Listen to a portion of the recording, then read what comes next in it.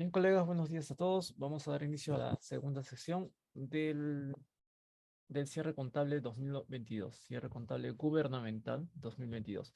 Ya el día de ayer habíamos visto un poco o comentando un poco acerca de la directiva de cierre contable, directiva 005-2022. En realidad, todo el contenido de esta directiva básicamente son políticas contables, ¿no? Políticas contables, reglas de juego que se tienen que utilizar al momento de que ustedes tengan que preparar y presentar los estados financieros. Esta preparación y esta presentación tienen un orden, ¿no? Tienen un orden haciendo uso de reconocimiento, medición, presentación y revelación. La directiva de cierre contable, por si acaso, trae consigo un instructivo. Y como la directiva nos habla básicamente de preparación y presentación, en la directiva en sí está todo lo que tenga que ver con preparación. ¿Ya? Entonces, sí, vamos a ver acá, en el tema de preparación, el contenido de la directiva justamente nos habla acerca de la preparación de los estados financieros. Y, y lo otro que es el instructivo nos habla de la presentación de los estados financieros. ¿Ya? Pero como ven, en la presentación no se toma mucho tiempo, ¿no? Más que todo les habla de los formatos que tienen que presentar, que es el F1, F2, F3, F4, balance, estado de gestión, patrimonio neto y estado de flujo efectivo. Pero más se tarda un poco en hablar acerca de la preparación, ¿no? La preparación nos habla acerca del reconocimiento y medición, no tanto de la medición, a muy grosso modo, pero nos habla más acerca de reconocimiento de los hechos económicos, ¿no? El reconocimiento es básicamente identificar el hecho económico y darle un nombre y apellido. Es decir, si es un activo, lo vamos a poner acá, si es un activo, pasivo, patrimonio, ingreso o gasto. De eso se trata. Entonces, para nosotros poder reconocer un hecho económico, necesariamente tenemos que ir al marco conceptual, ya, al marco conceptual y también a las distintas NICs SP. Era un tema que también lo vimos el día de ayer, pero ¿por qué les comento nuevamente estas premisas? Porque si bien es cierto las directivas de cierre contable salen de manera anual, si nosotros estuviéramos en constante lectura del marco conceptual y de las NICs SP, eh, probablemente el contenido relacionado con esta norma, me permiten.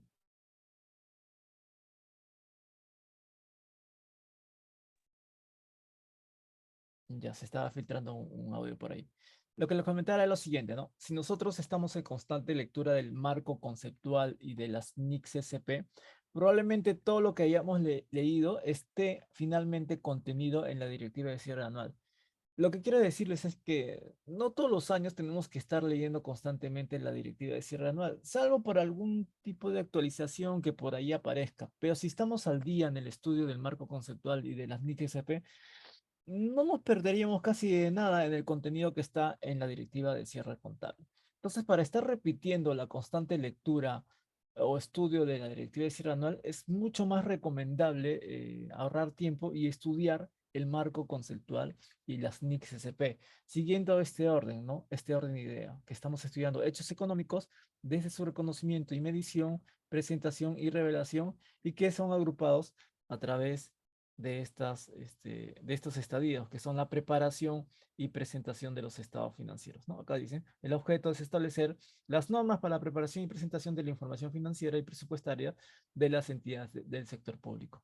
Entonces, a lo largo de todo el contenido de esta directiva de cierre contable, más que todo nos hablan justamente de acá, de reconocimiento de los hechos económicos, ¿ya? Básicamente nos hablan de esto, reconocimiento de los hechos económicos.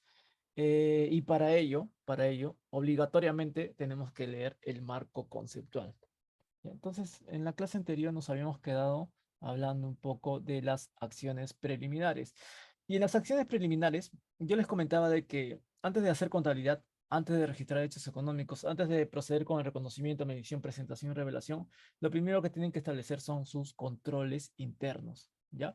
Sin controles internos, no se van a poder ustedes asegurar que las áreas usuarias, las distintas áreas usuarias, les presenten toda la información económica y financiera que ustedes necesitan para capturarla y presentarla dentro de los estados financieros. Sin controles internos, probablemente la información que les entreguen sea vacía, ya, incompleta en realidad. Y se van a dar cuenta de ello cuando hagan sus actas de conciliación con las distintas áreas usuarias. Por ejemplo, quiero hacer una conciliación con almacén, yo tengo 100, almacén tiene 80.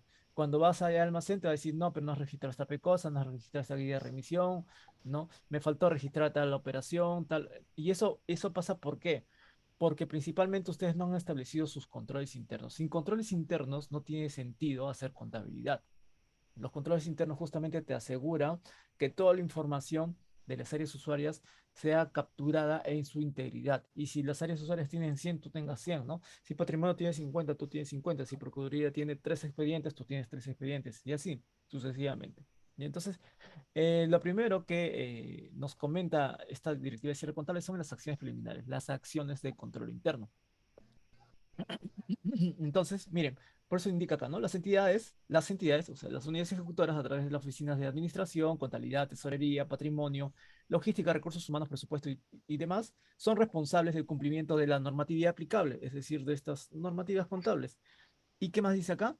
Y de las actividades de control interno relacionadas con la preparación y presentación de los estados financieros. Entonces, ¿qué te dice, no? ¿Qué te dice? A ver, creo que hay un audio que se voló.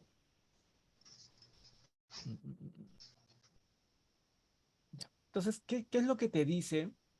¿Qué es lo que te dice la directiva de cierre contable? Primero, arregla tus controles internos. Pues, no me hagas contabilidad sin controles internos. Es más, como les dije ayer, la auditoría, cuando viene, lo primero que hace es hace una visita preliminar. Y en su visita preliminar, lo primero que te pide son manuales, actas de conciliación con las distintas áreas usuarias y todo tipo de documentación que le haga un control a los recursos que está administrando tu entidad administra recursos. En realidad todo esto se trata de administrar recursos. Y estamos hablando de recursos financieros y no financieros. Recursos financieros que lo administra tesorería, no financieros como el almacén o patrimonio, expedientes judiciales que en el futuro pueden convertirse en pasivos financieros, es decir, pasivos que requieran un desembolso de dinero, y qué sé yo, ¿no? Hay distintas áreas usuarias que administran recursos, ya sean financieros o no financieros. Entonces, nosotros como contabilidad nos interesa ese tipo de hechos económicos que producen las áreas usuarias y nosotros tengamos que capturarlos y reflejarlos en los estados financieros. Pero para eso, nuevamente les digo, tienen que establecer controles internos. Tienen que decirle a las áreas usuarias qué información quieren de ellas y cómo quieren que les presente tal información, ¿no? Tranquilamente yo puedo decir a recursos humanos, ¿sabes qué? Preséntame todos los meses tus planillas. Ellos te van a presentar las planillas desde su punto de vista operativo, ¿no? Desde cómo ellos trabajan sus planillas de remuneraciones. Entonces tú tienes que mandarle, enviarles cuadros en donde claramente necesitas qué tipo de información requieres justamente para poder hacer tus registros contables de vacaciones, gratificaciones, bonos, CTS, lo que fuera, ¿no?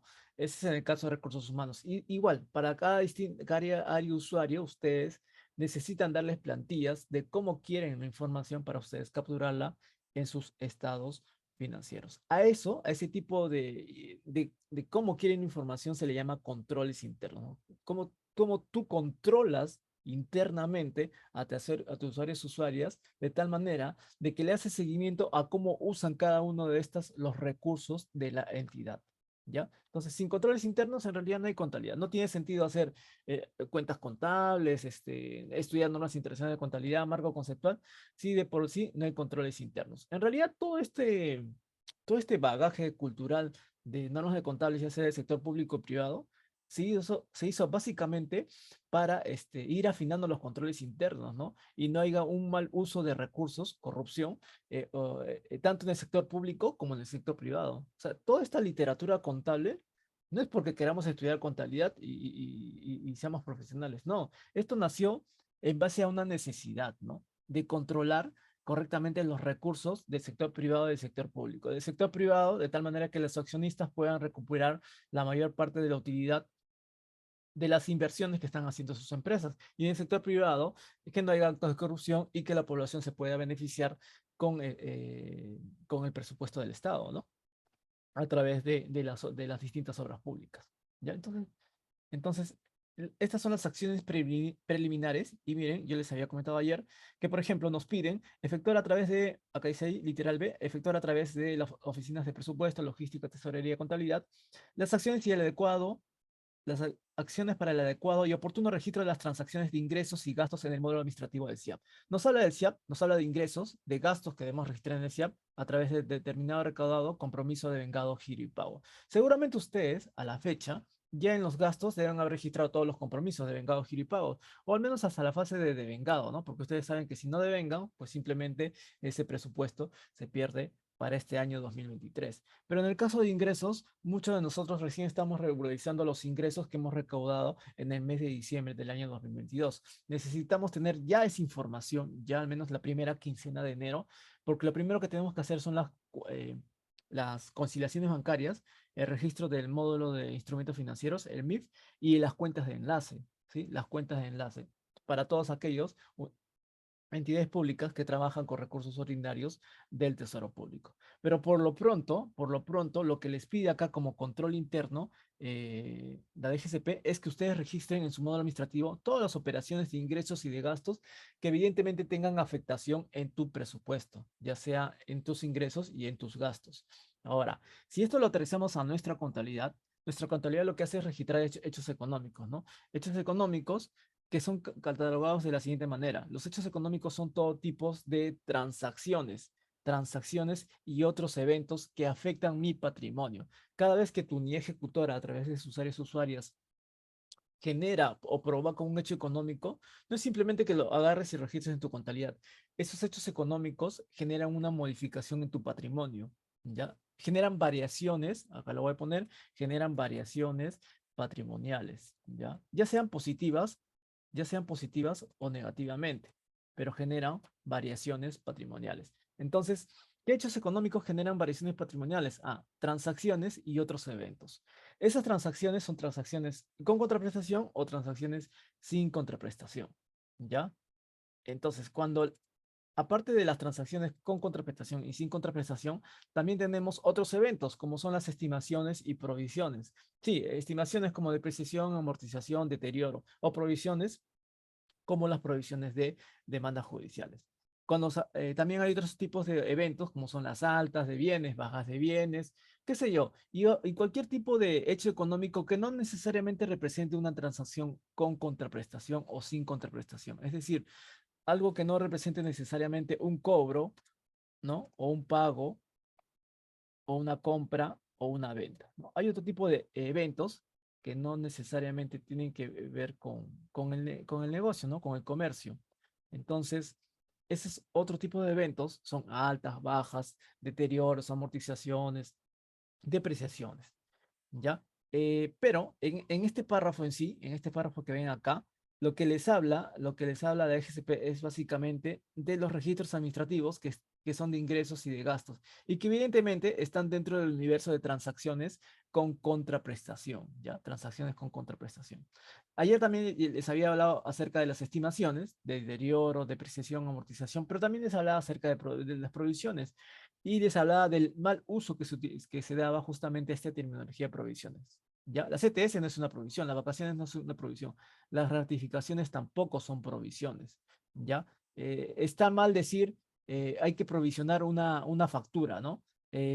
Por ejemplo, se me ocurre, esta parte creo que no lo precisé ayer. ¿Qué pasaría si tú el mes de diciembre gastaste por energía eléctrica, luz, pero no te llegó el recibo de Denor? ¿Ya? Entonces tú tienes un gasto mensual por energía eléctrica, por luz, se me ocurre, de 10.000 soles. Ahí está. Pero justamente en el mes de diciembre no te llega el recibo. ¿Sí? No te llega el recibo por los 10.000 soles.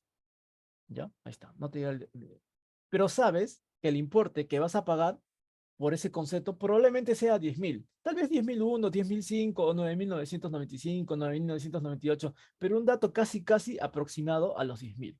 Entonces, ¿tú qué haces? No te llega el recibo, ¿qué haces? ¿Harías o no haces el registro del gasto por ese recibo de luz? ¿Lo haces o no lo haces? ¿Harías este registro contable? 53 contra la 2103 por soles 10.000. ¿Lo haces o no lo haces? ¿O esperarías a que te llegue el recibo de luz?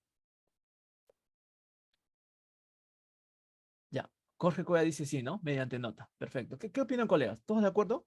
¿Hacen o no hacen el registro contable de este gasto de luz? A pesar de que no les ha llegado el recibo. ¿Qué hacen? Porque el recibo de repente les puede llegar en enero. Entonces van a esperar recién en enero para registrar un gasto que correspondía al mes de diciembre. ¿Qué harían en ese caso? ¿Lo registran o no lo registran? Asumo que todos están de acuerdo que sí debemos registrarlo, ¿no? Que sí debemos registrarlo. Bien, entonces miren lo que sucede acá. Cuando ustedes registren, cuando ustedes registren ese gasto de luz, mi pregunta es, ¿están provisionando el gasto? A este registro contable se le podría llamar provisión. ¿Provisión? ¿Esa es una provisión? ¿Estoy provisionando un gasto? Porque cada vez que hacemos un registro mediante una nota de contabilidad de un gasto, siempre decimos, ¿no? Ah, estoy provisionando. ¿Esto es una provisión? ¿Qué es una provisión? Una provisión es un pasivo, ¿ya? Es un pasivo, pero en donde hay incertidumbre en cuánto o cuándo voy a pagar esa deuda, ese pasivo, ¿ya? O sea, una provisión es un pasivo. ¿Qué cosa es un pasivo? Es una obligación presente, ¿ah? Presente, o sea, no es una obligación futura. Nosotros no somos futurólogos. Es una obligación presente, proveniente de un hecho pasado. En este caso, ¿qué tipo de deuda estamos hablando? ¿De qué tipo de pasivo estamos hablando? De un recibo de luz. Mi pregunta es, en este momento, en enero, ¿tenemos una obligación por pagar al Edenor del mes de diciembre? Evidentemente que sí. ¿Por cuánto? Por 10.000 soles. Tal vez un poquito más, tal vez un poquito menos. Entonces, ¿sabemos cuánto le tenemos que pagar a Edenor? Sí, al menos en un 99% seguros del importe, sí, casi seguros. No es necesario que sea perfecto, ¿ah? Por si acaso. Entonces sabemos cuánto vamos a pagarle a Edenor. ¿Sabemos cuándo vamos a pagarle a Edenor? Claro, si todos los meses pagamos y sabemos cuál es la fecha de vencimiento de nuestro pago de luz. Entonces, si sabemos cuánto y cuándo vamos a pagarle a Edenor, estamos frente a un pasivo. O sea, no hay duda de qué concepto estamos pagando, por qué importe y cuándo le tenemos que pagar. Por lo tanto, estamos frente a un pasivo. El hecho de que tú hagas una nota de contabilidad registrando ese gasto contra esta cuenta por pagar, no quiere decir que estás provisionando, estás reconociendo un pasivo. Ya no estás provisionando un gasto. Es más, la provisión, como les digo, la provisión es un pasivo en sí, es un pasivo, sino que hay una pequeña incertidumbre en el cuánto o en el cuándo, ¿ya? Pero es un pasivo. Entonces, bajo esa lógica, miren colegas, ya es para cerrar este punto de la provisión, bajo esa lógica, cuando yo esto, este asiento contable de la luz, lo voy a poner acá, ¿sí? Ahí está, de la luz. ¿Dónde se refleja acá? ¿Dónde em, si supuestamente fuera provisión, dónde se reflejaría acá en la provisión? ¿En la cuenta de gasto o en la cuenta por pagar? Si habláramos de una provisión, ¿dónde se reflejaría en una provisión? ¿En la cuenta de gasto o en la cuenta por pagar? Porque yo escucho a muchos decir, estoy provisionando un gasto, ¿no? Pero hemos dicho que la provisión, ¿qué cosa es? La provisión es un pasivo, es una deuda ya presente, ¿ah? Proveniente de hechos pasados, sino que hay una pequeña o ligera duda en el cuánto o en el cuándo, pero la provisión en sí es un pasivo. Si hipotéticamente este registro contable fuera una provisión, lo cual no es, la provisión se vería reflejada acá, en la cuenta 2103, porque recordemos que una provisión es un pasivo, no es un gasto. O sea, en el universo de activos, pasivos, patrimonio, ingresos o gastos, si hipotéticamente un hecho económico fuera una provisión, sería esta, ¿ya? Esta. Acá caería la provisión en los pasivos. Lo demás, no existe terminología para provisionar activos, provisionar patrimonio, provisionar ingresos, provisionar gastos. O sea, esa terminología no existe, ¿ya? Cuando yo este asiento contable, cuando yo este asiento contable, por ejemplo, se me ocurre, voy a hacer una venta, ya un registro contable de una venta. 1201 con la cuenta 4301. ¿Qué estoy haciendo acá? Cuando hago ese registro contable de la venta. ¿Qué es lo que estoy haciendo? O cuando hago este asiento contable de la compra de un equipo de cómputo. ¿Qué estoy haciendo acá? ¿Qué estoy haciendo en ambos casos? Al registrar una venta y al registrar una compra. ¿Qué estoy haciendo? ¿Cuál sería la terminología apropiada para reflejar hechos económicos, ¿no? En este caso una venta y en este caso una compra de activo fijo. ¿Cuál sería el término? ¿Estoy provisionando una venta? ¿Estoy provisionando una compra? Recuerden que la provisión solamente se utiliza para los pasivos y no para cualquier pasivo. Para pasivos, cuando tienes duda en el cuánto y en el cuándo, ¿ya? ¿Cuál sería el término adecuado? Y como dicen sus compañeros, sería reconocimiento. ¿Ya? Ese es el término adecuado. Reconocimiento. ¿Estoy reconociendo una venta o estoy reconociendo una compra? No hay más. No hay más. ¿Se acuerdan cuando yo les hablé de los hechos económicos hace unos minutos? ¿Sí? Hechos económicos, hay una fase de reconocimiento, medición, presentación y revelación. Lo único que estoy haciendo cada vez que hago un asiento contable, estoy reconociendo un ingreso, reconociendo un gasto, reconociendo un activo, un pasivo, un patrimonio. Eso es todo. ¿Ya? La provisión solamente se utiliza para los pasivos, solamente para los pasivos. Y los pasivos, recuerden, son obligaciones presentes, ¿ah? Cuando dicen, estoy provisionando para el futuro, porque en el futuro voy a gastar en algo, ya, la contabilidad no provisiona, o sea, no registra cosas futuras, sino cosas pasadas. Bien, para terminar esta parte bueno, en realidad ya terminé esta parte de la provisión, de las provisiones, tienen que leer necesariamente la NIC SP-19, ¿ya? La NIC SP-19 relacionadas con provisiones, activos y pasivos contingentes. Como les digo, quien lee el marco conceptual todos los días, ¿por qué tiene que ser todos los días, aunque sea media hora al día? Quien lee las NICs SP, en automático va a saber cuál es el contenido que tienen las directivas de cierre contable anual, ¿ya? Entonces, no vamos a estar todos los años leyendo una directiva, salvo que sea para ver algún tipo de actualizaciones que hayan agregado, ¿no? Pero lo demás es contenido que se transcribe de alguna manera del propio marco conceptual y NICs SP. Bien, continuemos. Seguimos en el tema de controles internos. Aún no hemos entrado a la contabilidad. Miren acá. ¿Qué dice acá? ¿Qué dice acá? Dice acá, literal C, efectuar el registro contable, el cual debe ser íntegro y por la totalidad de las transacciones y otros hechos económicos de la entidad que informa, incluyendo la de sus organismos y dependencias adscritas. Bueno, como les dije, los controles internos sirven para captar la totalidad de hechos económicos de forma integral de los hechos económicos que producen las distintas áreas usuarias, ¿no? Después dicen acá, literal E, conciliar los saldos de propiedad, planta, equipo con la oficina de patrimonio, infraestructura y con la oficina de contabilidad, ¿no? Asimismo también conciliar los saldos de almacén y la oficina de contabilidad. Eso está claro, ¿no? Conciliar mensualmente, ¿ah? Nada que semestral, ni trimestral, ni anualmente, mensualmente con las áreas usuarias, es otro tipo de acción de control interno que te asegura que todo lo que tú tienes en la contabilidad es lo que verdaderamente el área usuaria te ha informado, ¿ya? Esa es otra acción de control interno. Conciliar los saldos contables del efectivo y equivalente efectivo con la conciliación bancaria efectuadas por la oficina de tesorería. Igual, es otra acción de control interno. Ahora, acá, como ven, cada rato les habla de conciliaciones, ¿no? Conciliaciones con todas las distintas áreas usuarias, almacén, patrimonio, presupuesto, tesorería, recursos humanos. En realidad, todas las áreas que producen información o hechos económicos tienen que tener de por medio una acta de conciliación. ¿Por qué? Porque cuando venga la auditoría, lo primero que va a hacer es pedirte el saldo, no sé, de caja y bancos. Y por otro lado, calladito se va a ir a la tesorería y le va a preguntar, oye, ¿cuánto es tu saldo de caja y bancos? Entonces, la idea es que antes de que venga la auditoría, tú tengas una acta de conciliación con tesorería y le digas, cuando venga auditoría, le mostramos esta acta de conciliación, porque es el importe a que hemos llegado. ¿Ya? Entonces, cuando venga la auditoría, venga a mí, yo le voy a dar mi acta y cuando se vaya a tesorería también le va a dar la misma acta, ¿no? Acá no hay que me vas a agarrar de sorpresa de que yo tengo un saldo de 100 y el otro tiene 80, no, no. Acá todo está conciliado, acá todo está controlado internamente, por eso se llama control interno, ¿ya?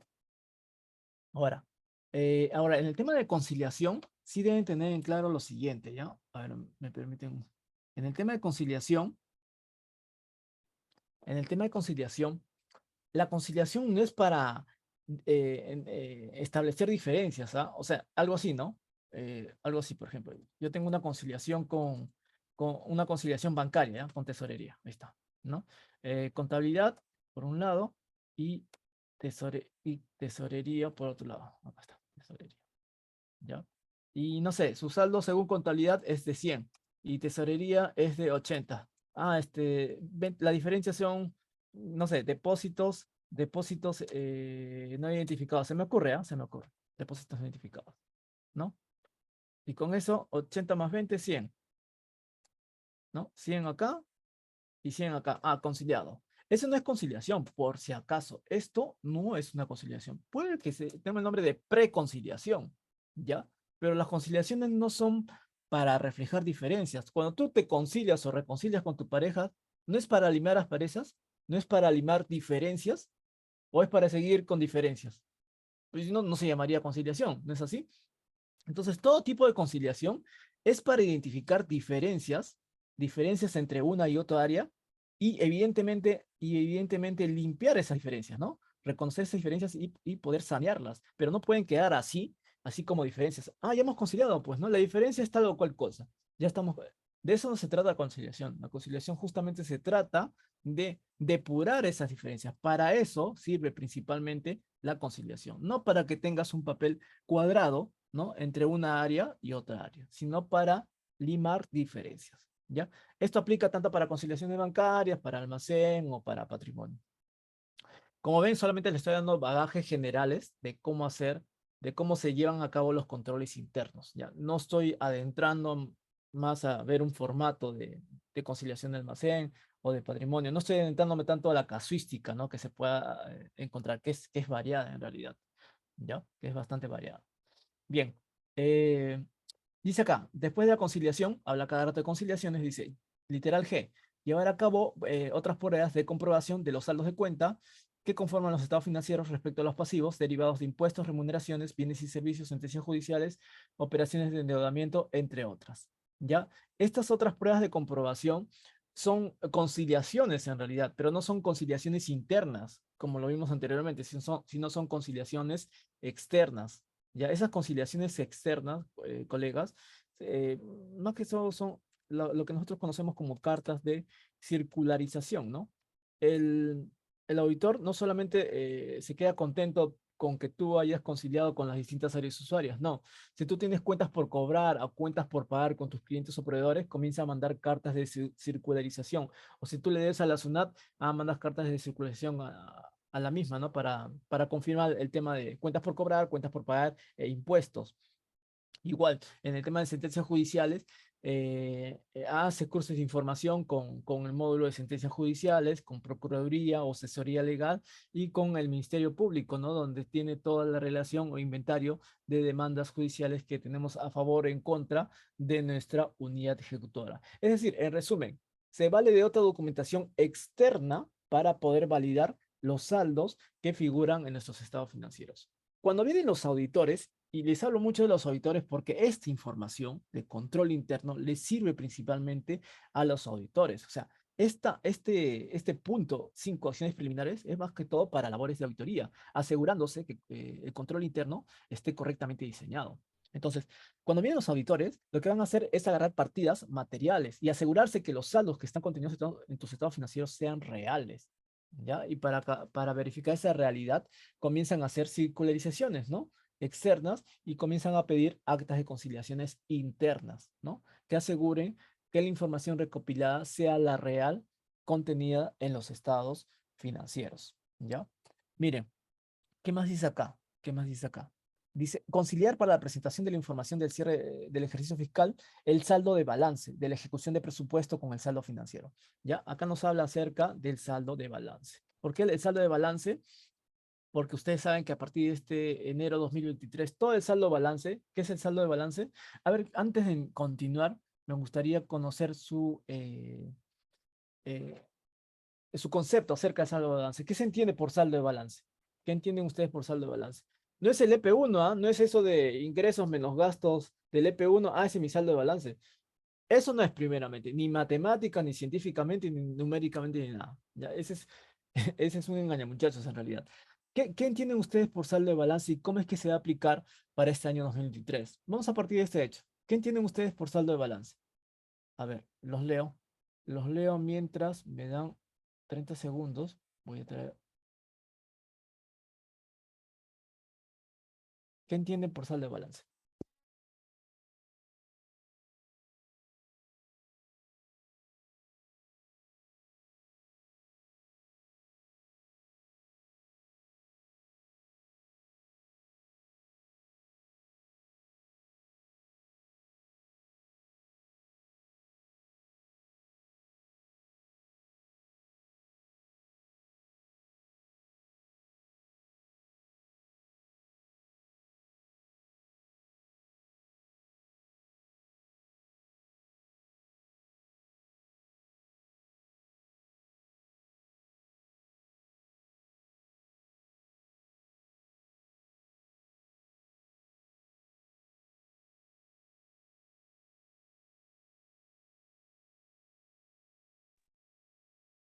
Bien, a ver, colegas, ¿qué se entiende por el saldo de balance? Se me llega a oír, ¿no? O de repente estoy hablando solo.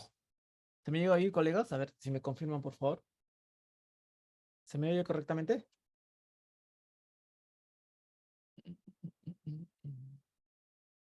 Sí, ya, perfecto.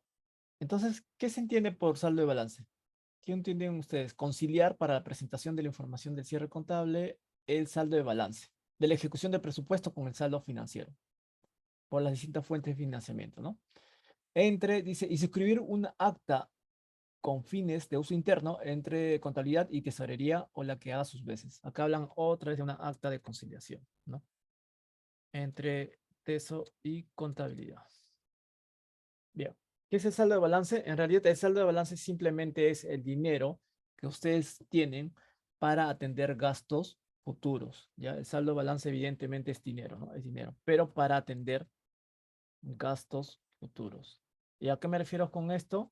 Pues si ustedes tienen un saldo en este momento al 31 de diciembre de 100, ¿ya? Supongamos que tengo un saldo, lo voy a poner 31 de diciembre del 2022, se me ocurre 100, pero también al 31 de diciembre tenía gastos, se me ocurre, ¿ah? Por menos 20, entonces al final me queda 80. Este 80 es el llamado saldo de balance.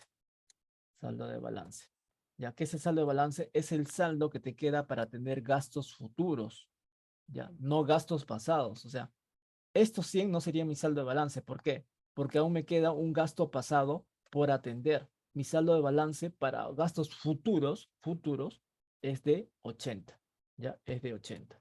Entonces, el saldo de balance es básicamente dinero para atender gastos futuros, no gastos pasados. Ahora, ¿cómo se calcula el saldo de balance? ¿Cómo se calcula el saldo de balance? Como referencia tienen que partir del EP1, ¿sí? Como referencia tienen que partir del EP1. Pero mal haríamos si cogemos el EP1, ¿no? Y restamos los ingresos menos gastos. Ese es un punto de referencia, pero no quiere decir que los ingresos menos gastos del EP1, del ejecutado de ingresos menos ejecutado de gastos, sea nuestro saldo de balance. Hay una serie de variables, ¿no? que intervienen en la construcción de este saldo de balance. Ingresos sin clasificador presupuestal, gastos sin clasificador presupuestal, qué sé yo, hay una serie de variables que intervienen justamente para la edificación de este saldo de balance y que se tiene que tener bien claro cuánto es el importe de saldo de balance porque a partir de este año 2023, gran parte de los saldos balances generados por las unidades ejecutoras tienen que ser transferidas al tesoro público. Ya tienen que ser transferidas al tesoro público. Entonces, tenemos que tener claramente establecido cuánto es el importe del saldo de balance. He visto saldos de balances de diversidad de unidades ejecutoras. Casi todo es un desastre, ¿no? Casi todo es un desastre. ¿Por qué? Porque si no es un saldo de balance controlado año tras año, y hay un cambio de gestión y hay un cambio de contador, difícilmente pueda tener un saldo de balance correcto, ¿no? O sea, ¿cuánto es el dinero que efectivamente les queda para años futuros? Y queramos o no, cada uno tiene un esquema distinto de cómo construir el saldo de balance, ¿no? Y no dejan papeles de trabajo también. Aparte, establecer un saldo de balance necesita de un programa en sí, en donde comienza a identificar la gran cantidad de cobros y pagos que se hacen en el año para calcular cuánto es el saldo que me queda y atender los gastos futuros. Ya es un poco trabajoso, no dificultoso, pero sí trabajoso para poder calcularlo.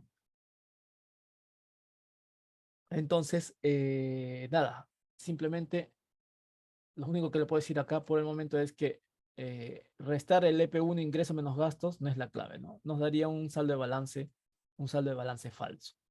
Bien, sigamos leyendo, a ver. Dice acá, ver, identificar los procesos de controversias internacionales de inversión en el caso de aquellas entidades que tengan conocimiento de encontrarse inmersas en dichos procesos. Bueno, son controversias internacionales, esto sí no lo he visto mucho. Literal K, establecer políticas para que los responsables de contabilidad y tesorería determinen, concilien y corrijan las diferencias del saldo financiero y el saldo contable de activos y pasivos financieros. ¿Ya? Estamos hablando acá de instrumentos financieros, bonos, inversiones a largo plazo. Más que todo, estos tipos de instrumentos financieros los maneja el Tesoro Público. ¿Ya? Pero pero no quita de que esta lógica se aplique para sus demás cuentas contables. El establecer políticas, ¿no? Entre contabilidad y las distintas áreas usuarias para conciliar y corregir las diferencias del saldo financiero. Como ven, las conciliaciones no sirven para reflejar diferencias. La preconciliación sí sirve, ¿no? Para reflejar una diferencia, pero para después corregir esa diferencia, ¿ya? Corregir esa diferencia. Y nada, hasta acá lo único que hemos hablado son de controles internos, que básicamente son conciliaciones internas y conciliaciones externas a través de cartas de circulación de saldos, ¿no? Para asegurarnos que los saldos que figuran en tus estados financieros sean reales, ¿ya? Sean reales, ¿no? Acá se podría agregar, por ejemplo, los arqueos de caja, ¿no? Los arqueos de caja también es otra forma de verificar que el saldo que tienes de dinero en efectivo sea el real. ¿Sí? Bien, bien, bien, bien. Este, nada, con respecto a controles internos, en realidad hay una variedad de controles internos que a la larga tienen que ser modificados y actualizados. Las directivas que ustedes tienen internamente, llámese directiva de viáticos, directiva de caja chica, directiva de giros, directiva de recaudaciones, nos ayudan de alguna manera a poder nosotros administrar nuestros recursos internamente y evitar que haya un mal uso de estos recursos. Justamente estas directivas actúan como controles internos, ¿no? Para que no haya un mal manejo de los recursos de la entidad. Ahora, mal manejo de los recursos de la entidad siempre va a haber. Yo tengo una suerte para encontrarme fallas de control interno y para ver malos manejos. Siempre, no sé, en todas las entidades públicas y privadas que he visitado, siempre ha habido ahí un mal manejo que ha sido detectado a través de un control interno, ¿no? Por ejemplo, en los arqueos de caja, ahí nos podemos encontrar con muchas sorpresas. Eh, Tengan mucho cuidado en sus arqueos de caja, analicen sus cajas chicas, ¿ya? Eh, la caja, ustedes, yo sé que cada vez que ustedes entran a una entidad pública, ven que hay una caja chica por un importe, se me ocurre, ¿ya? Voy acá a poner un ejemplo, se me ocurre. Una caja chica, se me ocurre, por 50.000 soles, ¿no? Y ustedes no hacen ninguna pregunta. La caja chica por 50.000. Al año siguiente aperturamos otra caja chica por 50.000. Y al año siguiente otra por 50.000. Y así sucesivamente. Total, así se ha trabajado toda la vida, ¿no? Pero el problema es, se han hecho la pregunta si esos 50.000 son suficientes para atender los gastos corrientes y menudos de la entidad o es demasiado. O de repente, si te das cuenta en su ejecución de gastos, en la ejecución de gastos de caja chica, ¿ya? Ves que mensualmente solamente necesitas de 10.000 soles para poder gastar. Y siempre te queda 40.000, 30.000 soles de caja chica, todos los meses, hasta el mes de diciembre. Entonces, ustedes en base a esa ejecución de gastos tienen que aperturar una caja chica, ¿ya? En base a su ejecución de gastos. No vale que les quede un saldo abundante de caja chica sin utilizar. Primero, porque necesitan ese presupuesto para otras cosas, ¿ya? Segundo, tener un saldo en exceso evidentemente trae consigo que se puede hacer malos manejos de esa caja chica. Tengan la plena seguridad de eso, ¿ya? Entonces, van a tener que hacer ajustes al saldo que anualmente se aperturan para caja chica y que vayan de acuerdo con la necesidad de gasto de su entidad. ¿Ya? Ese es en el caso de arqueos de caja chica. Por ejemplo, otro tipo de control interno, no de caja chica, sino de viáticos, en el caso de viáticos. En el caso de viáticos tiene que haber una directiva, ¿no? Una directiva. Y una directiva actualizada, de acuerdo a las necesidades de la entidad, de acuerdo al giro del negocio, ¿ya? ¿Por qué? Porque si no hacen eso, probablemente el comisionado va a devolver cuando quiere, o a veces no va a devolver y a veces ni siquiera va a rendir, ¿ya? Y eso va a traer consigo que ustedes tengan en su cuenta 1205 de viáticos partidas de años anteriores que aún no han sido rendidas, ¿no?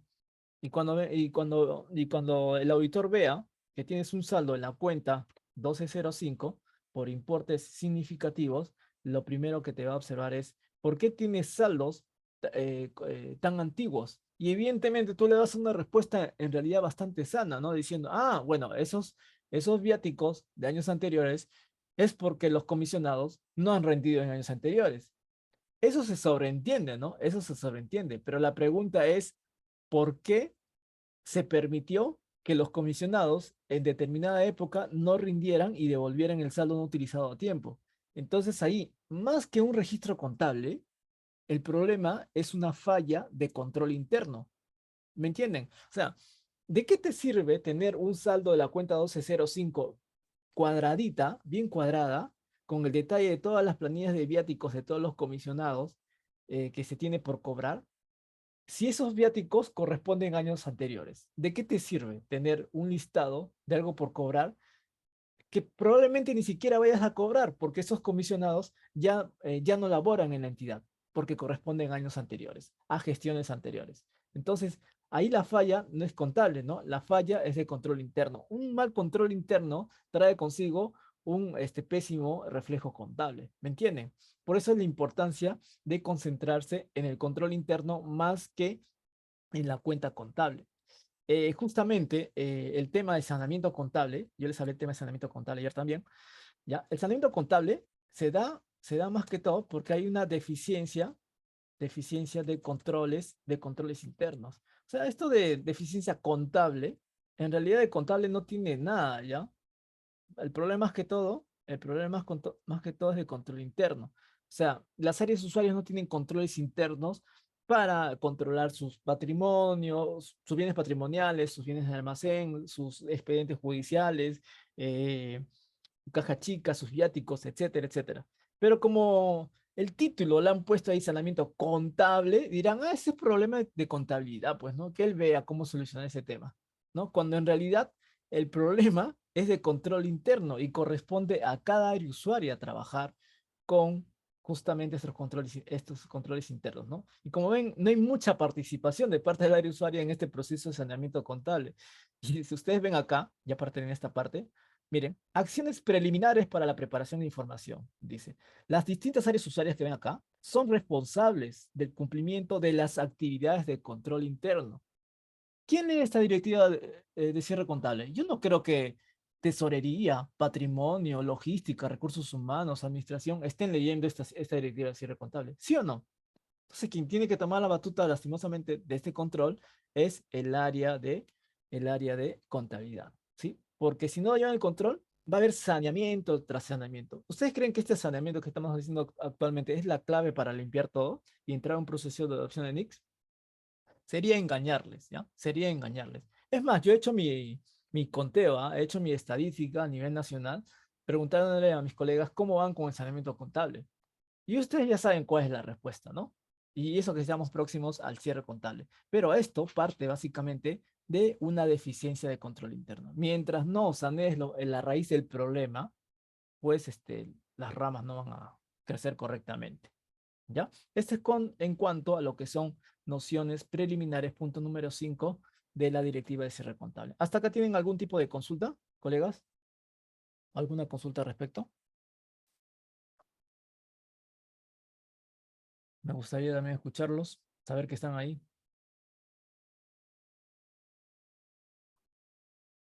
De cualquier tipo, ¿ah? De cualquier tipo contable, de cualquier tema contable. Normalmente la pregunta que me hagan posiblemente sea una falla de control interno más que un mal reflejo contable. A ver. Mm, Bien, bien. Entonces, si no hay, vamos a continuar.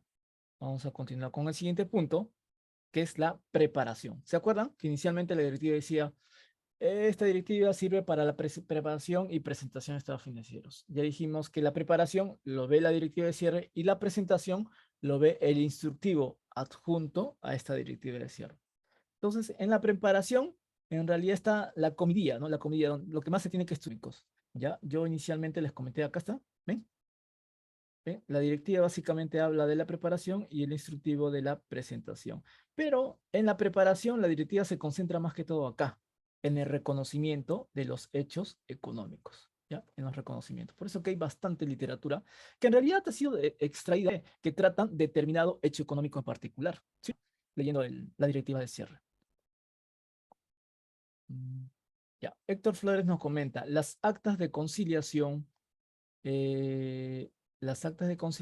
que se realiza con tesorería y contable, es solo de la cuenta 11 Cajibancos. Eh, claro, las actas de conciliación No solamente caja y bancos, depende, ¿no? Depende cuánta información genera el área de tesorería. Por ejemplo, yo con tesorería eh, llevo actas de conciliación bancaria, firmo actas de conciliación de cuentas de enlace, firmo actas de conciliación de cuentas por cobrar, porque ellos se encargan de la recaudación, de las facturas por cobrar, multas por cobrar, hago una conciliación de multas por cobrar. Y nada, de cualquier tipo de hecho económico que genere ese área usuario, voy a generar la mayor cantidad de actas de conciliaciones posibles, ¿no? No necesariamente solamente de caja y bancos. Y esta tiene que ser de manera mensualizada, como parte del control interno de la entidad. Quien tiene un buen control interno, la contabilidad solito, por añadidura sale. ¿Ya? O sea, ni siquiera tienes que preocuparte en los asientos contables. Es porque por un buen control interno hay una buena contabilidad. Eh, ¿Qué más? A ver, Julio César nos comenta, ¿cómo podríamos determinar adecuadamente el saldo de balance? Ah, Julio, bueno, en realidad es una pregunta un poco compleja. Hay muchas variables, partes del EP1 sí, de los ingresos ejecutados, menos los gastos ejecutados, pero también tienes que ver aquellos ingresos y gastos no presupuestados, ¿ya? Mientras no sepas el origen de ese dinero no presupuestado, ese dinero se queda intacto en tus cuentas bancarias. Para aterrizar la pregunta de su compañero, ustedes reciben dinero en sus cuentas bancarias, ¿no es así? Pero normalmente saben de dónde proviene ese dinero. Saben que proviene de una venta de bien, de una venta de servicio o una venta de un derecho administrativo. Entonces, como saben el origen de ese dinero, en automático cogen ese dinero, lo depositan en su cuenta del Banco de la Nación y de ahí va a la cuenta CUT del Tesoro Público. Pero ese dinero ya lo tienen disponible para poder gastarlo, ¿ya? El problema salta cuando hay un depósito no identificado. Si es un depósito no identificado, lo tienes ahí estancado, ¿no? En tu cuenta bancaria. No puedes transferir la cuenta de Tesoro Público porque no sabes de dónde proviene ese dinero. De repente, si no sabes, entonces puede que estés haciendo mal uso de ese dinero que no te corresponde, ¿no? Puede que haya un depositante que ya lo haya depositado por error, entonces lo tienes ese dinero en tu cuenta bancaria, ¿no? Entonces hay que identificar eh, qué fondos provienen de una venta de bienes o servicios y se incluyen en el presupuesto y qué fondos no han sido plenamente identificados, ¿no? Para poder, pues, hacer el saneamiento correspondiente. Eh, la caja, perdón, el saldo de balance se modifica por distintos motivos. Por ejemplo, al 31 de diciembre tú tienes un saldo no utilizado de caja chica. Te va a quedar un saldo, ¿sí o no? En caja chica, que no lo has utilizado. ¿Qué vas a hacer con ese saldo de caja chica? Vas a retornarlo nuevamente a tus cuentas bancarias, ¿no? El saldo de caja chica. Y ese retorno a tus cuentas bancarias hace que tu saldo de balance comience a aumentar. En realidad el saldo balance muta, se transforma de manera mensual, ya sea porque devuelves ingresos, devuelves gastos, reingresa a tu caja chica, el saldo no utilizado de viáticos de los comisionados, te lo devuelven, ¿sí o no? Entonces al devolverte ese dinero lo depositas en tu cuenta bancaria y aumenta nuevamente tu saldo de balance. Por distintos conceptos, el saldo de balance comienza a mutar y se tiene que controlar de manera mensual. Pero depende mucho de la operatividad de tu entidad. No hay un formato o un esquema establecido para el saldo de balance porque depende mucho de cómo mueve sus operaciones tu entidad. ¿Ya? Héctor Flores nos comenta, ¿y los devengados por girar, con qué oficina se debe conciliar? Ah, buena pregunta. Buena pregunta. Los devengados por girar. Si hubiera devengados por girar, y normalmente si corresponden a órdenes de compra, órdenes de servicio, esos devengados, pues tienen que ser con el área de abastecimientos, ¿no? Si hay devengados por girar de planilla de remuneraciones, en automático tiene que ser con la oficina de recursos humanos, ¿ya? Entonces, normalmente los devengados, al menos yo me aseguro que los primeros días de enero ya estén totalmente girados, totalmente girados. Es más, cuando hago mi análisis de cuenta el 31 de diciembre, pongo todos los devengados que están pendientes por girar y son reflejados como cuentas por pagar, y al costado pongo la fecha de giro, o sea, los primeros días de enero. Cosa que cuando venga la auditoría me pida mi análisis de cuenta de esas cuentas por pagar, le digo, no, todo esto han sido pagados los primeros días de enero, ¿no? Y si veo que han sido pagados los primeros días de enero, pues ya no hago una conciliación con abastecimientos o con recursos humanos, porque finalmente ya han sido pagados. Solamente había un poquito de demora por el cierre contable, ¿no? De diciembre, había un poquito de demora en su pago. Pero si no han sido pagados a la fecha ni en enero, pues ahí sí tienes que hacer un acta de conciliación con, con abastecimientos, si son órdenes de compra, órdenes de servicios, y con recursos humanos, si en este caso son planillas. ¿Ya? O también con, no sé, con el área de control previo, si tienes viáticos pendientes por rendir, ¿no? En este caso. ¿Ya? Depende de depende del origen de esos fondos. Bien, vamos a ver. Entonces, vayamos al tema de la preparación de los estados financieros, de los hechos económicos, en donde básicamente, como les digo, se concentra más que todo en el reconocimiento, ¿ya? Eh, leo esta literatura del cierre contable y de verdad veo que hay repetición de conceptos, ¿no? Que ya se han visto en su momento en el marco conceptual o en las NICS SP, ¿ya? Y en realidad el estudio de esta literatura se trata más que todo en tener un enfoque. ¿A qué queremos apuntar? ¿O qué es lo que nos quiere decir con toda esta literatura la directiva de cierre contable, ¿no? Por ejemplo, ¿no?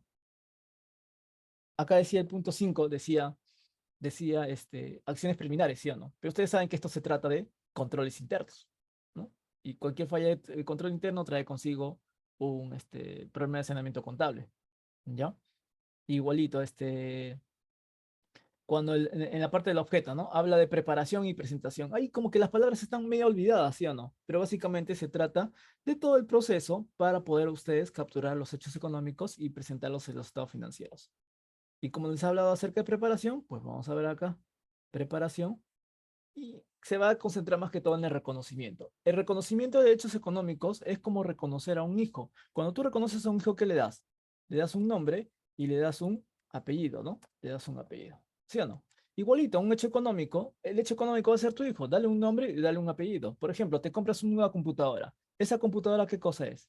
Dale un nombre. Solamente tienes 5 nombres para darles, ¿ah? No, tampoco no hay mucho que pensar acá. Activo, pasivo, patrimonio, ¿sí? Ingreso y gasto. Ahí está. Dale 5 nombres. Si tú te compras una computadora, ¿qué cosa es? Evidentemente es un activo, ¿no? Dale un apellido. ¿Pero qué tipo de activo es esa computadora que estás comprándote? Ah, es un activo de propiedad, planta, equipo. Y listo. Estás reconociendo, estás reconociendo un hecho económico llamado activo, pero que más precisamente se llama propiedad, planta, equipo. A eso se trata con el reconocimiento. Pero como ven acá, hay que reconocer hechos económicos de activos, pasivos, patrimonio, ingreso o gasto. Ese reconocimiento del hecho económico lo voy a poner acá, del hecho económico, ¿ya? Dándole un nombre o apellido, ¿ya? Se tiene un nombre, ¿ya? Se tiene un nombre y se le llama devengado, devengado, ¿ya? Devengado. A los segundos. Se le llama devengado. Yo sé que ustedes han escuchado esa palabra devengado, pero no está muy precisa que digamos, para mi gusto.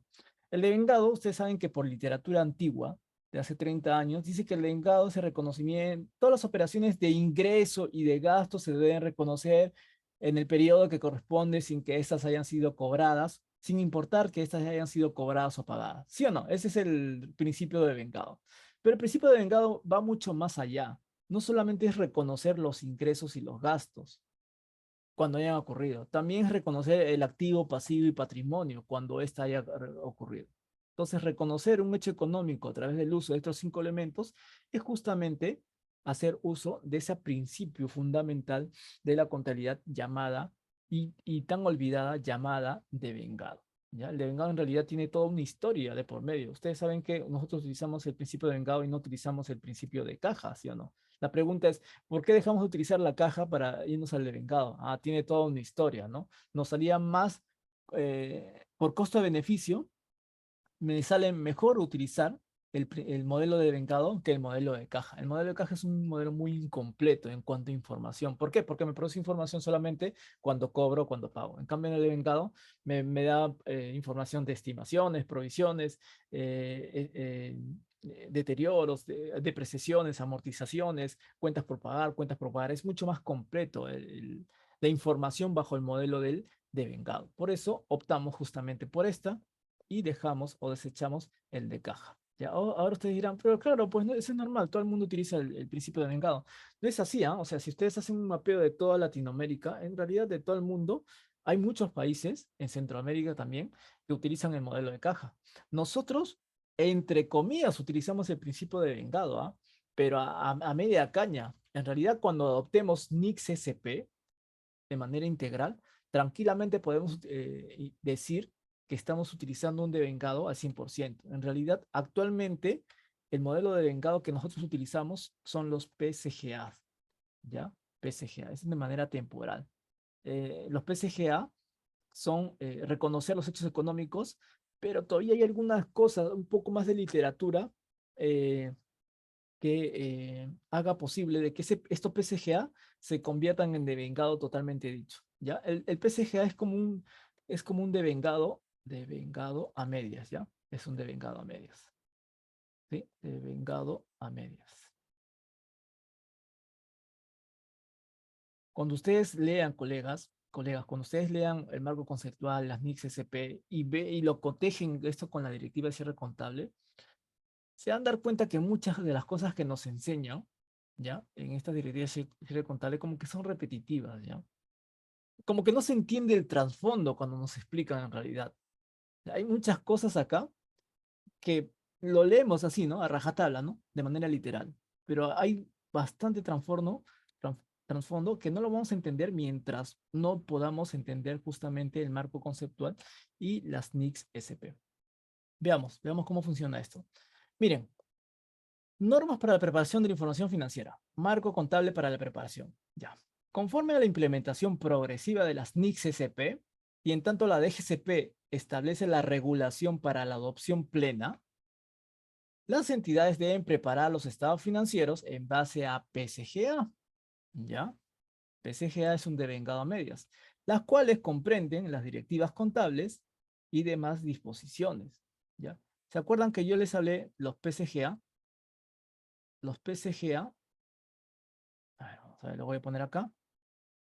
Yo les hablaba de las NICS SP, ¿sí? Y del marco conceptual. Yo les hablaba de los PSGA el día de ayer. Ambos constituyen políticas contables, ¿ya? Políticas contables. Ambos, ¿ya? ¿Sí? Pero, evidentemente, el contenido de la NIC SP es mucho más completa, ¿no? En cambio, los PSGA está como que a medio terminar, ¿sí? A medio terminar, ¿no? ¿Me entienden? Pero ambos son políticas contables. Las políticas contables son las reglas de juego de cómo nosotros capturamos los hechos económicos. El simple hecho de que ustedes compren una computadora y hagan este registro contable, ¿ya? Están aplicando una regla de juego llamado principio de devengado. Están reconociendo la compra del activo y el pasivo, ¿no? En el momento que esta ocurre, sin importar que haya sido cobrado o pagado. Están utilizando el principio de devengado. Están utilizando una política contable. Es decir, están utilizando una forma de pensar al momento de capturar un hecho económico, en este caso la compra de un activo. Eso es una política contable, es una forma de trabajo, ¿ya? Es una forma de juego, ¿no? De cómo tú capturas los hechos económicos. Entonces, ¿qué dice acá la literatura, no? Conforme simplemente las NICS SP y en tanto la DGCP establezca la regulación para adoptarlo plenamente, las entidades deben preparar los estados financieros en base a los PCGA, los cuales comprenden directivas contables y demás disposiciones, ¿no? Recuerden que los PCGA son políticas contables y dice que está conformado por directivas, ¿ya? Está conformado por directivas y otras disposiciones, ¿no? Puede ser directivas, comunicados. ¿Cuál es la directiva más común que utiliza el sector público? A ver, ¿cuál es la directiva que más utilizamos? Es, hay algunas cuantas, ¿ah? Pero la más familiar, ¿cuál es? La PPE, ¿no? La PPE. ¿Cuál es la PPE? ¿Qué directiva es? La PPE es la directiva. ¿Cuál es? Directiva. A ver, colegas, ¿cuál es? La 005-2016, ¿sí o no? Esa es la directiva más común. El día de ayer lo vimos, ¿no? ¿Se acuerdan? A ver, vamos a ver. Si ustedes van acá, el día de ayer lo vimos, ya. La gente ataca a un equipo, ya. Entonces, ahí está, directiva 005, no nos va a servir de todas maneras, ya. Y se dan cuenta, miren, que la directiva 005 de propiedad, planta y equipo es un hecho económico en particular, como les digo. Miren, qué es lo que tiene. A ver, vamos acá. Mm, acá está. Ya, creo que no está acá. Un segundo. Un segundo.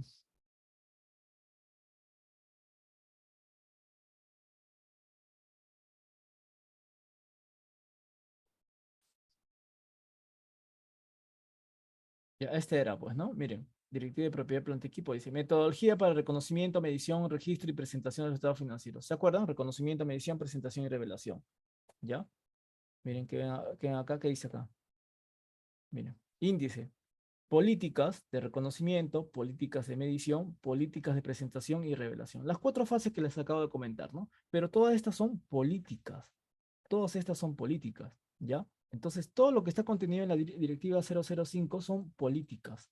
Son políticas. Lo que les acabo de comentar hace ratito, ¿no? Son políticas contables, donde están políticas para cada una de las fases, ¿no? Reconocimiento, medición, medición, presentación y revelación, ¿sí? Pero de un rubro en específico llamada propiedad, planta, equipo. Entonces, la DGCP dice eso, ¿no?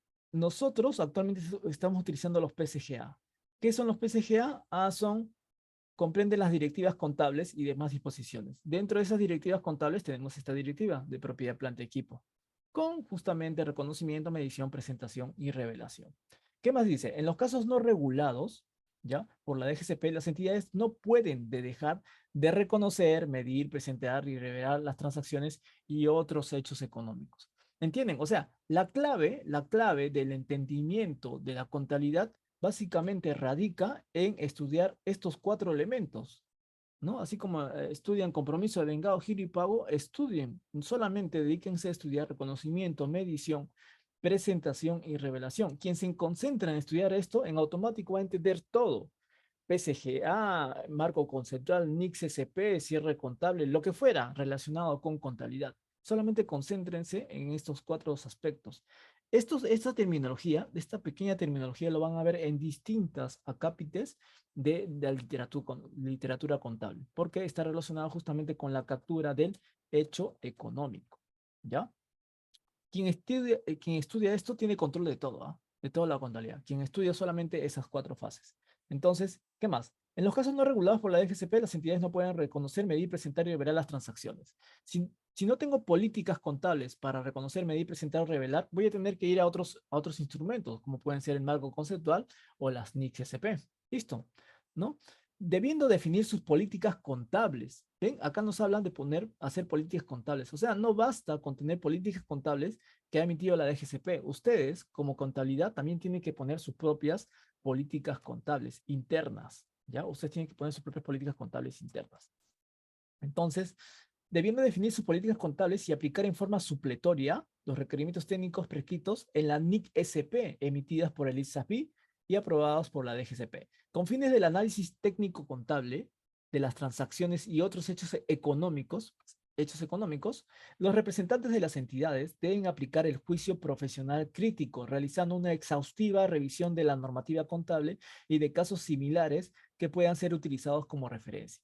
Cuando acá les habla de aplicar un juicio profesional, ¿ya? ¿Qué sucede? Miren, ¿qué sucede acá? Cuando acá les habla de juicio profesional, el juicio profesional, colegas, no se obtiene así simplemente por dar una apreciación crítica respecto a tal o cual hecho económico, ¿ya? La DGCP te habla de tener un juicio profesional, ¿no? Respecto al registro, al reconocimiento, medición o presentación de un hecho económico. Pero ¿cómo obtengo yo un juicio profesional?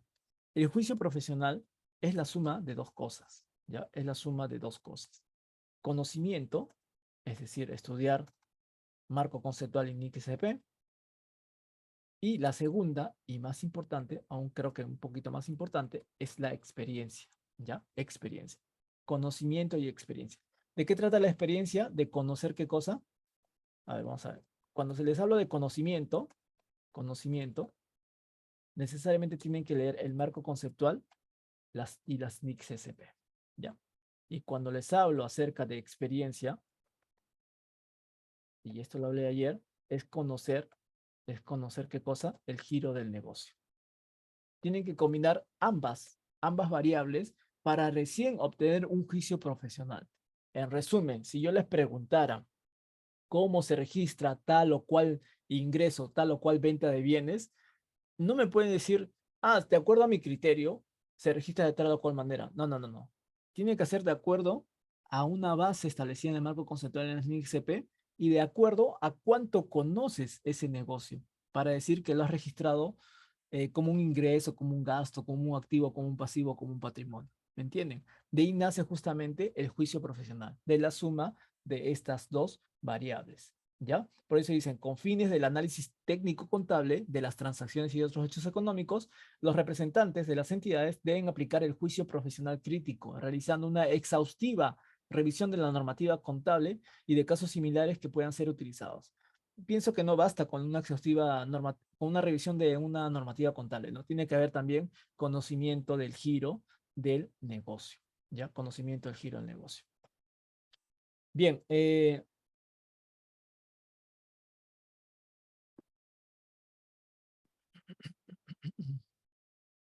bien, depende mucho del giro de negocio, colegas, acá, como les digo. Miren, un pequeño ejemplo nada más, un pequeño ejemplo del giro del negocio, ¿ya? Ah, un ejemplo que justamente se me vino a la mente. Miren, somos una empresa, les pongo acá ya un caso. Supongamos que somos una empresa que vende motores de camión, ¿ya? Ok, quiero su opinión, por favor. Quiero su opinión. Empresa que vende motores de camión. Bien. Entonces vende motores a los camiones. Entonces, mi pregunta es, estos motores, ¿ustedes cómo lo registrarían en su contabilidad? ¿Activo, pasivo, patrimonio, ingreso o gasto? Para ustedes, ¿cómo registrarían contablemente esos motores que se dedican a venderlos? ¿Qué es para ustedes esos motores? Evidentemente es un activo, ¿no? Ya, pero ese es el nombre, denle un apellido a ese activo. ¿Qué tipo de activo es? ¿Propiedad, planta, equipo o inventarios? Esos motores que están vendiendo. ¿Qué es? Sería inventario, ¿sí o no? Ya le di nombre y apellido a ese hecho económico llamado venta de motores, ¿sí? Para nosotros son activos del tipo de inventarios. Hasta acá todos de acuerdo, empresa que vende motores, lo registro como activo en el rubro de inventario, ¿sí? ¿Todos de acuerdo, colegas? Miren, me estoy estacionando solamente en el giro del negocio, ¿ah? Giro del negocio, ¿ya? Sí, a ver, colegas, ¿están ahí? Por favor. A ver, somos 13 participantes. Sí, perfecto, listo. Entonces, ya. Entonces, yo me dedico a vender motores, ¿no? De camión. Ahora, pero también, aparte de vender motores, me dedico a la reparación. Me dedico también a la reparación de motores, ¿ya? Reparación de motores. Reparación de motores. Entonces, viene un camión, me piden que revise su motor. Cuando lo dejan en el taller, yo lo que hago es, bueno, con mi personal, eh, saco el motor, ¿no? Disculpen el desconocimiento que tengo en el tema de motores. ¿Ven qué importante es el giro del negocio? Bueno, retiro el motor del camión, ¿sí? Pero ustedes saben que el usuario va a querer seguir trabajando con el motor, ¿sí o no? Perdón, con el camión. Entonces, mientras revisamos el motor dañado, no pueden pasar 3, 5, 10 días. Entonces, mientras pase ese tiempo, no vamos a tener al camión varado. Entonces, qué hace mi empresa? ¿Qué hace mi empresa? Desinstalo el motor dañado, ¿sí? Y le pongo temporalmente, durante esa semana de reparación, le pongo un motor al camión, ¿sí? Otro motor, le pongo otro motor al camión, ¿sí? Para que vaya trabajando. Y le digo al señor del camión, le digo, ¿sabes qué? Vente dentro de una semana que tu motor va a estar reparado para esa fecha.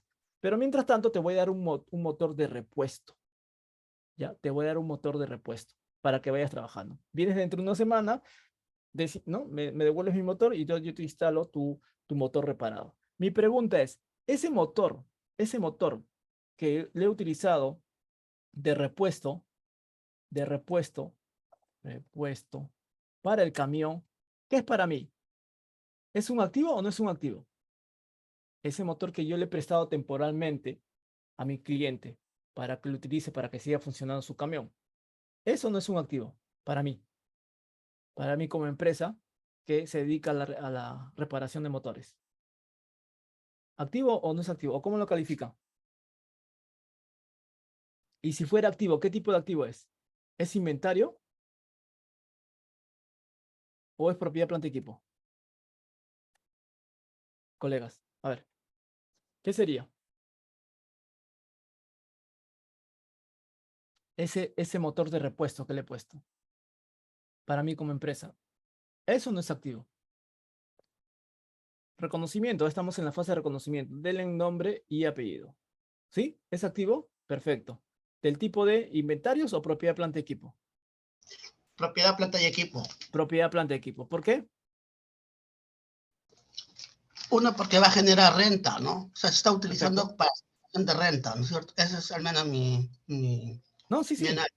Genial, genial, colega, muchas gracias. Efectivamente, es un activo que me está generando beneficios económicos en futuro o un potencial de servicio, ¿no? O sea, sirve para el funcionamiento de mi giro del negocio, ¿no? No podría ser inventario porque no lo tengo ahí para ser vendido, sino para utilizarlo en la producción del servicio que estoy dando, que en este caso es reparación de motores. Por lo tanto, sería propiedad, planta, equipo. Pero ven cómo un mismo motor que vendo cambia cuando es un motor de repuesto. O sea, si es un motor para venta, es un inventario, pero si es un motor de repuesto, es una propiedad de planta y equipo. Pero eso lo conocería, ya sé que es un ejemplo simple, pero eso lo conocería siempre y cuando yo conozca el giro del negocio. Porque si solamente veo así a rajatabla un motor, de frente lo pondría como propiedad de planta y equipo, ¿sí o no? Si veo un motor ahí tirado en mi taller, ¿no? O de repente, de acuerdo a las condiciones, de repente lo pongo como un inventario, ¿me entienden? Pero depende mucho de cuánto conozcas el giro del negocio y de cuánto conocimiento tengas respecto al marco conceptual y las NICS SP, ¿ya? Con eso cambia toda la lógica y recién puedes tener un juicio profesional respecto a un hecho económico en particular, ¿ya? Bien, bien, colegas. ¿Hasta acá tienen alguna consulta?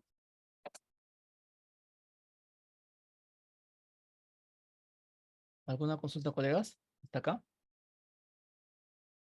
Y nada, como ven, cada literatura que está acá eh, tiene un objetivo, ya tiene una razón de ser, que evidentemente no lo vas a ver cuando lo leas así de manera literal, ¿no? Hay varias interpretaciones en cada párrafo que ves acá. Y nada, bueno, ya por el momento voy a tener que cortar la sesión de día de hoy. Más bien les agradezco su participación.